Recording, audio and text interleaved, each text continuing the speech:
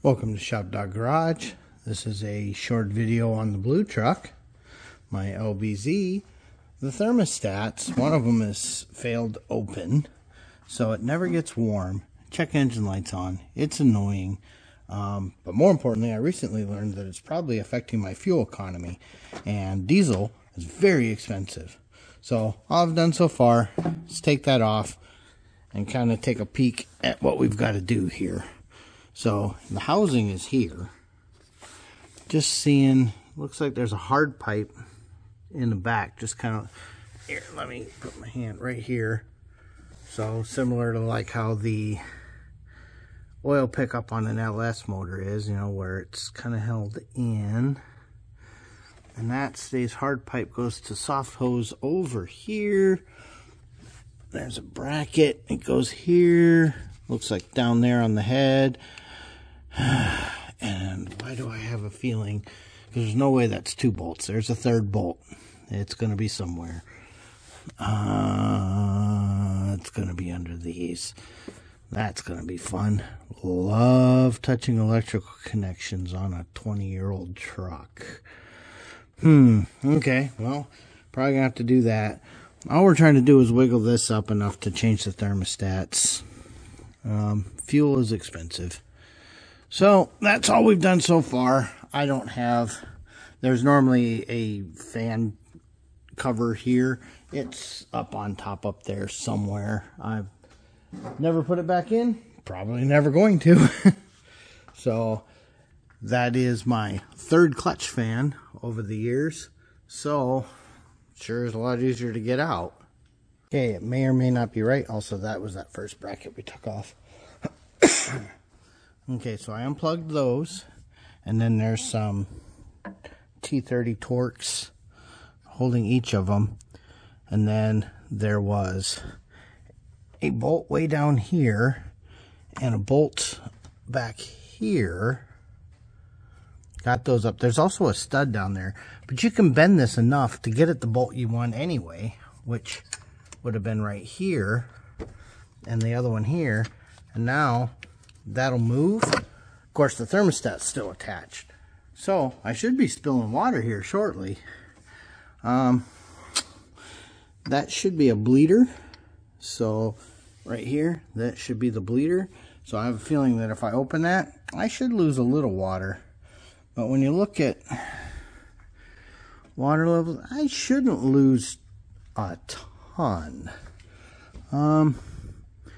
I may go ahead and suck this down a little bit as well.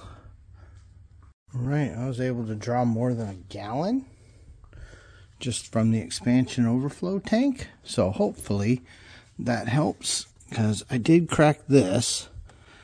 And of course, I'm not left-handed and that's impossible to get at, but let's see. Okay, I didn't loosen it, I just cracked it. Okay.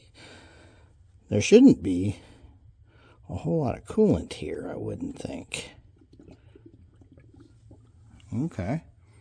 So, alright, just typical bleeder screw. So, let's go ahead and pop that and see if it lifts. If it does, oh boy. Because the manual wants me to pull the serpentine belt and the fan and take the AC compressor off and slide it over, and I really don't want to do that. Okay, I just applied pressure right here to the side and kind of picked up here in the back on this lever, and you can see she slides up. Will it be enough? Well, we're gonna find out. I don't see why that won't be enough. So let me get that maneuvered up a little bit and we'll take a better look. Okay, those came out without too much drama. You gotta do a little wiggle, wiggle, wiggle. You can see it's all down in there good. So let's get the new ones installed. Alright, that actually wasn't too hard. So those guys are in. And there's these jiggle locations in the back, so I put them all the way to the back because that's how it came out. Don't know if it matters. I'd rather put this whole bracket on because it's 3 of the bolts. But I've got the 2 outer bolts on that came off. I've got the bleeder open, and I'm just going to push fluid back in until that starts to leak. and then put the bolt back in it, and then we should be able to fill that back up. We didn't drop any fluid, so I put pans underneath for nothing. We'll spill some now because I said something. And I can hear the tippy taps down there. I pushed a little too fast. It came shooting up. So I knew I'd spill a little bit. It's a couple thimbles full. That, obviously, you can see, started overflowing, so I closed it. You know there's still some air in here, but it's supposed to be able to sort itself out. So I'm going to put all this together. The only other thing I undid that I didn't mention was there's a clip here, right there. And I had to undo that. You can get needle nose right on the back of it, pop it out. It just gave me a little more room to lift that a little higher. So I'm going to put all this back together real quick. The only thing left to put on is that little, I think it's called a Helmholtz resonator, but anyway, this little guy here has to go on. I'm going to put a little bit of dielectric on him so it goes on nice and seals good, because, you know, metered air, you always need to know how much air is going in. There, look at that. This is the part before you start it where you go, oh geez, what did I forget? What do I have left over? Well, I don't really have anything left over. I know when I start it, this light's going to fall, so I'm going to knock that down, but just a little bit left to go in. But every time I do that, it hits the overflow, so needs to suck it in a little bit. Light's been moved. Alright, let's see if the pig wants to just start. I don't know why she wouldn't.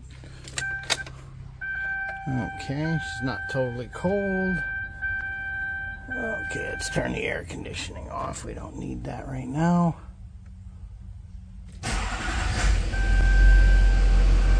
Okay, that's the check engine light from those thermostats. I think it's going to take 2 ignition cycles to clear it.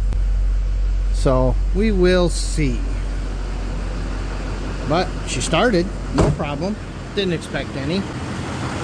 But every time you touch something, you always get worried.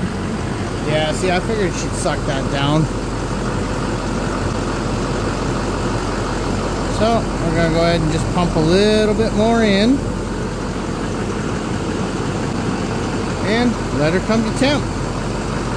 Now, one of the things that's been happening with this truck, besides that code that keeps coming up for the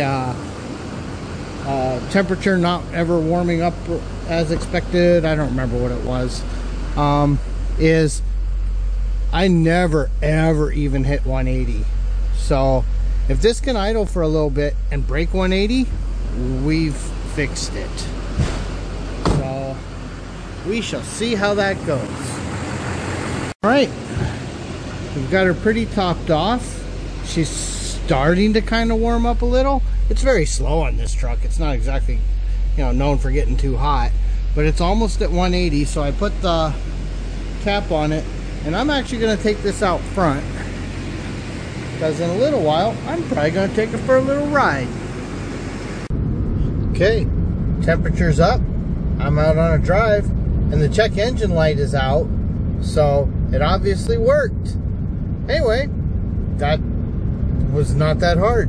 And just a quick note, to get the check engine light out, you needed to warm it up, turn it off, let it sit a couple minutes, turn it back on, and when it went and did the check again, then it didn't turn back on. Then I went for a drive, it hit 200 degrees, and then the thermostat opened, it came down a little bit. I've got the air running and everything, trying to get it good and hot, and it worked. So I'm gonna go check, make sure all my fluids are topped off, and we're gonna call this good. Thanks for watching.